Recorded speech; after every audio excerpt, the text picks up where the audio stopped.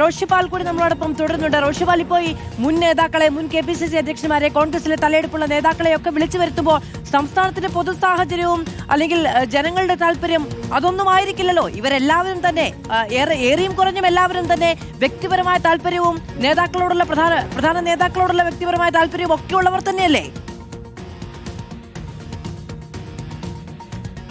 മാധു, അതിലൊരു വ്യത്യാസവുമില്ല. കാരണം നേരത്തെ 63 MLA-മാരിൽ ഭൂരിഭാഗം MLA-മാരും KC വേണുഗോപാലിനെ പിന്തുണച്ചു. കുറച്ച് MLA-മാർ രമേശ് ചെന്നിത്തലയും ഏറ്റവും കുറവ് MLA-മാർ VD സതീശനുമാണ് പിന്തുണച്ചത്. കൂട്ടായ വിജയം എന്ന് പറയുമ്പോഴും MLA-മാർ സ്വാഭാവികമായും അവരുടെ വ്യക്തിപരമായ നിലപാടൊക്കെ അതിൽ സ്വീകരിക്കുമെന്ന കാര്യത്തിൽ സംശയമില്ല.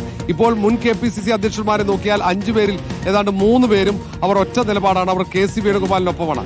അതിൽ ഒരുപക്ഷെ സോണിയാഗാന്ധിയുമായി ഏറ്റവും അടുപ്പമുള്ള, അല്ലെങ്കിൽ നെഹ്റു കുടുംബവുമായി ഏറ്റവും അടുപ്പമുള്ള മുൻ KPCC അധ്യക്ഷൻ ഒന്ന് മുല്ലപ്പള്ളി രാമചന്ദ്രനാണ്. കാരണം രാഹുൽ ഗാന്ധിയെ AICC അധ്യക്ഷ പദവിയിലേക്ക് എത്തിക്കാൻ അന്ന് തെരഞ്ഞെടുപ്പ് കമ്മിറ്റിയുടെ ചെയർമാൻ കൂടിയാണ്. അദ്ദേഹം KC വേണുഗോപാലിനെയാണ് പിന്തുണയ്ക്കുന്നത്. പിന്നീട് K സുധാകരൻ ആദ്യഘട്ടത്തിൽ രമേശ് ചെന്നിത്തലയെ പിന്തുണച്ചു. പിന്നീട് പരസ്യമായി തന്നെ KC വേണുഗോപാലിന് പിന്തുണ പ്രഖ്യാപിക്കുകയും ചെയ്തു. മറ്റൊന്ന് MM ഹസനാണ്. ആ MM ഹസൻ A ഗ്രൂപ്പിന്റെ ഭാഗമാണ്. A ഗ്രൂപ്പ് വളരെ നേരത്തെ തന്നെ KC വേണുഗോപാലിന് ഒപ്പം നിന്നതാണ്. പിന്നീടുള്ളത് K മുരളീധരനാണ്. K മുരളീധരൻ പക്ഷേ VD സതീശനെ പിന്തുണയ്ക്കാനുള്ള സാധ്യതയുണ്ട്.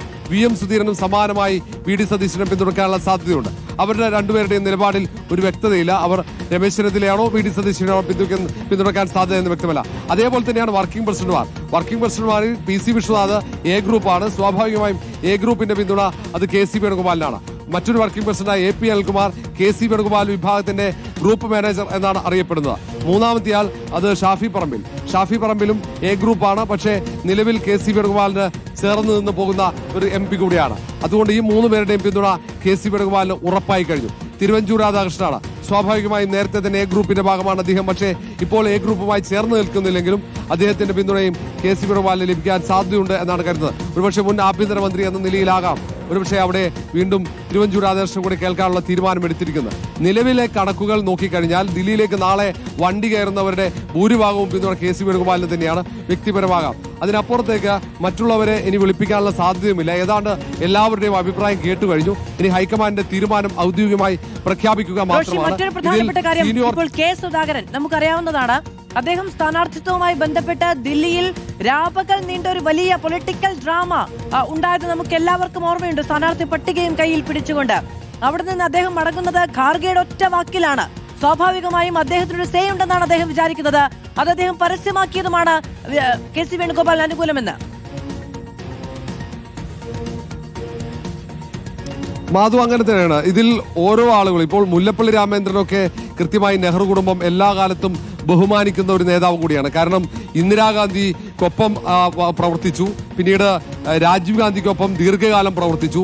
PV നരസിംഹറാവു മന്ത്രിസഭയിൽ കൃഷിമന്ത്രിയായി പ്രവർത്തിച്ചു. പിന്നീട് മൻമോഹൻ സിംഗ് മന്ത്രിസഭയിലും അദ്ദേഹം ഉണ്ടായിരുന്നു. ദീർഘകാലം MP ആയി. അങ്ങനെ കേന്ദ്ര നേതൃത്വവുമായി ഏറെ അടുപ്പമുള്ള നേതാവ് കൂടിയാണ്. അദ്ദേഹത്തിന്റെ വാക്കുകൾക്ക് പ്രാധാന്യമുണ്ട്. സമാനമായി തന്നെയാണ് K സുധാകരൻ ഇങ്ങനെ ഒരു കമ്മിറ്റ്മെന്റ് അങ്ങനെ കോൺഗ്രസ് നേതൃത്വത്തിലുണ്ട്. അദ്ദേഹം മാറി നിന്നു എന്നുള്ളത്. സമാനമായി തന്നെ ഓരോ നേതാക്കളുമായി ദേശീയ നേതൃത്വത്തിൽ VM സുധീരനുമായി വലിയ ആത്മബന്ധം നെഹ്റു കുടുംബത്തിനുണ്ട്. MM ഹസനുമായിട്ടുണ്ട്. അങ്ങനെ ഓരോ നേതാക്കളുമായി ബന്ധമുണ്ട്. അത് ഏറ്റവും മുതിർന്ന നേതാക്കളാണ്. കേരളത്തിലെ കോൺഗ്രസ് രാഷ്ട്രീയത്തിലെ ഏറ്റവും തലയെടുപ്പുള്ള നേതാക്കളാണ് ഈ 5 മുൻ KPCC അധ്യക്ഷന്മാർ. അതുകൊണ്ടാണ് അവരുടെ അഭിപ്രായം. കാരണം അനിതര സാധാരണമായ ഒരു രാഷ്ട്രീയ പ്രതിസന്ധി സംസ്ഥാന കോൺഗ്രസിൽ ഉണ്ടായിട്ടുണ്ട് എന്നതിൽ ഒരു സംശയവുമില്ല. കാരണം 3 നേതാക്കൾ മുഖ്യമന്ത്രി പദത്തിലേക്ക് പരിഗണിക്കപ്പെടുമ്പോൾ അവർ ഒന്നിനൊന്നോട് മെച്ചമാണ്. അത് രമേശ് ചെന്നിത്തലയാണെങ്കിൽ ഒരുപക്ഷെ ദേശീയ രാഷ്ട്രീയത്തിൽ ഏറെക്കാലം മുമ്പ് തിളങ്ങി നിന്ന നേതാവാണ്. പിന്നീട് സംസ്ഥാന രാഷ്ട്രീയത്തിലും വലിയ പ്രതിസന്ധി കോൺഗ്രസിനെ അതിജീവിക്കാൻ നേതൃത്വം നൽകിയ നേതാവ് കൂടിയാണ്. മുൻ പ്രതിപക്ഷ നേതാവാണ്. അതേപോലെ തന്നെയാണ് KC വേണുഗോപാൽ. അദ്ദേഹം ദേശീയ രാഷ്ട്രീയത്തിൽ ഒരുപക്ഷെ ഏറ്റവും പ്രതിസന്ധി ഘട്ടത്തിൽ കോൺഗ്രസിന്റെ സംഘടനാ ചുമതല ഏറ്റെടുത്തു.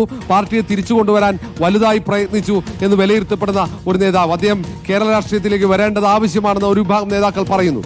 സമാനമായി കഴിഞ്ഞ കാലത്ത് 5 വർഷം പ്രതിപക്ഷത്തെ നയിച്ച നേതാവ് UDFന്റെ ചെയർമാൻ കൂടിയായ VD സതീശനും ഇതുപോലെ തന്നെ ഒട്ടേറെ പാരമ്പര്യങ്ങൾ പറയാനുണ്ട്.